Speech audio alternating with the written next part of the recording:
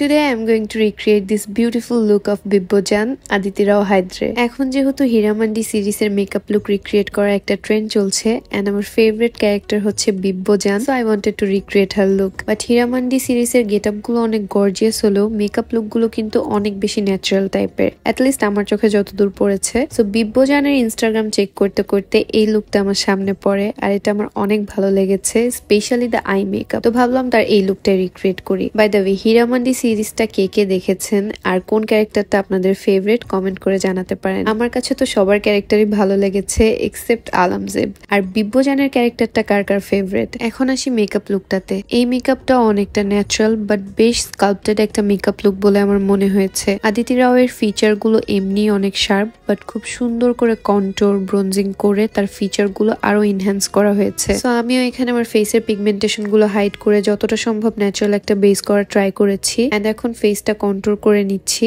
Generally আমি nose controlling করি না বাট এই লুকটাতে যেহেতু খুব সুন্দর করে নোজ কন্ট্রোল করা ছিল সো আমিও করলাম। ফুল ফেসের মেকআপে আমি লুজ পাউডার দিয়ে সেট করেছিলাম এন্ড এখানে আবার একটু লুজ পাউডার দিয়ে বেকিং করে নিচ্ছি সো দ্যাট আমার কন্ট্রোলিংটা আর একটু শার্প এন্ড পারফেক্ট দেখায়। ব্লাশটা আমি সি শেপে দিয়েছি, আমি জাস্ট চিকবোন পর্যন্ত ব্লাশ দিয়েছি যেন গালটা ভরা ভরা না লাগে, ফেসটা একটু লিফটেড দেখায়। আর হালকা একটু নাকেও দিয়েছি কারণ পিকচারে দেখে মনে হচ্ছিল নাকে এন্ড চিকবোনে ব্লাশের হালকা হিউ আছে। এরপর খুবই হালকা করে হাইলাইটার দিয়ে ভালো মতো ব্লেন্ড করে দিয়েছি যেন ন্যাচারাল একটা গ্লো এর মতো লাগে। সেটিং স্প্রে দিয়ে বেস মেকআপটা সেট করে এখন আই মেকআপ করব। আই মেকআপে আইশ্যাডো খুবই সিম্পল ছিল, মেইন ফোকাস হচ্ছে আইলাইনারটা। আইশ্যাডোটা একটু আউটার কর্নারে টানা করে একটু ক্যাট আই লুক শেপে দেওয়া, সো আমিও সেভাবে দিয়ে ভালো মতো ব্লেন্ড করে নিলাম। দেন এক শেড ডার্কার একটা শেড ক্রিজে দিয়ে ব্লেন্ড করে নিলাম। এরপর আইলিডে এই শেডটা দিলাম। এই শেডটার মধ্যে হালকা একটু শিমারি ভাব আছে যেটা দেখতে খুব সুন্দর লাগে। দেন ইনার কর্নারে হালকা হাইলাইটার ইউজ করলাম। আইশ্যাডোটা এতটুকুই সিম্পল।